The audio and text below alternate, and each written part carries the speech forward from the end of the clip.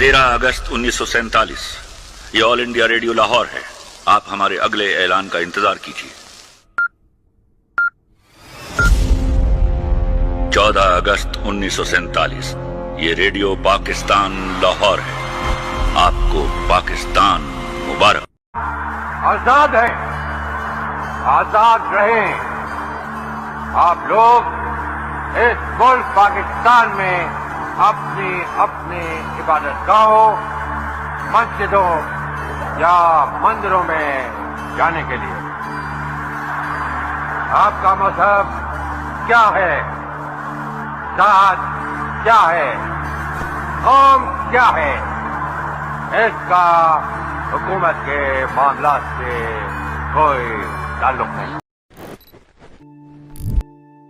آج جب تم اپنی چائے کا کپ اٹھاؤ تو ایک پل کے لیے سوچو کہ اگر تم آزاد نہ ہوتے تو. ہم سب نے بچپن سے ایک لفظ سنا ہے، آزادی، لیکن کیا ہم نے کبھی سوچا ہے کہ اس کا اصل مطلب کیا ہے؟ آزادی صرف ہوا میں لہراتا ہوا جھنڈا، ایک لفظ یا 4 حروف نہیں ہے، بلکہ یہ ان لاشوں کی قیمت ہے جو اس وقت زمین کے نیچے سو رہی ہیں. ذرا ایک منٹ کے لیے اپنی آنکھیں بند کرو اور اس دن کو امیجن کرو. 1947 کا سال، گرم اگست کی رات. ایک طرف خون سے بھرے ریل کے ڈبے تو دوسری طرف چیخو پکار. ایک ہاتھ میں قرآن تو دوسرے ہاتھ میں اپنے بچوں کے ہاتھ، اور دل میں بس ایک ہی امید کہ شاید اب ہم آزاد ہیں.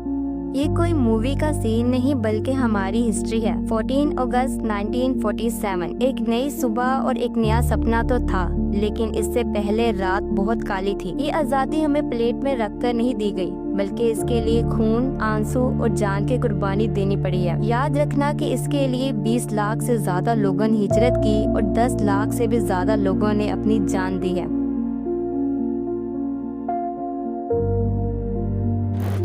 کیا تم جانتے ہو جب قائد اعظم محمد علی جناح نے کہا تھا کہ مجھے صرف ایک پاکستان چاہیے، تو اس کا مطلب صرف ایک جگہ نہیں تھا، بلکہ اس کا مطلب تھا ایک ایسی جگہ جہاں انسان اپنے دین کے مطابق زندگی گزار سکیں. پاکستان صرف زمین کا ایک ٹکڑا ہی نہیں بلکہ ایک جنت ہے جو اللہ تعالیٰ نے ہمیں عطا کی ہے. آؤ میں تمہیں اس مٹی کے چند رنگین پہلوؤں سے ملواتی ہوں. K2 The Swag Mountain، دنیا کا دوسرا بڑا اونچا پہاڑ جو صرف پاکستان کے آسمان کو چھوتا ہے. فیری میڈوز، ایک ایسی جگہ جسے نیشنل جیوگرافک نے ہیون آن ارتھ کہا ہے. گوادر پورٹ، ایشیا کا سب سے اسٹریٹجک ڈیپ سی پورٹ جو ہمارے فیوچر کا دروازہ ہے. شاہ فیصل مسجد، ایشیا کی سب سے بڑی مسجد جو اسلام آباد کی خوبصورتی کو 4 چاند لگاتی ہے. Indus valley civilisation, Mohenjo Daro اور ہڑپا، جہاں انسان نے سب سے پہلے شہری زندگی کا آغاز کیا، پاکستان میں موجود ہے. World largest ambulance network جو ایدی فاؤنڈیشن چلا رہا ہے. یہی نہیں بلکہ دنیا کی پہلی مسلم کنٹری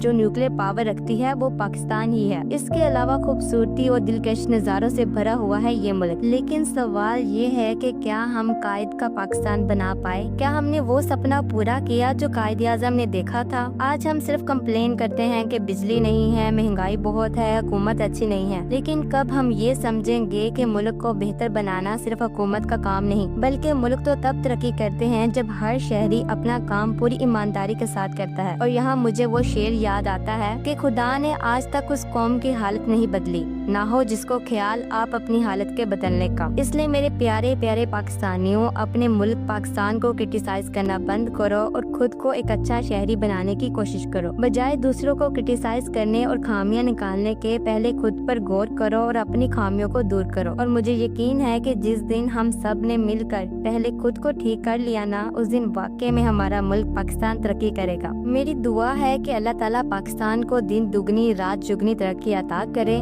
آمین اینڈ ہیپی انڈیپینڈنس ڈے.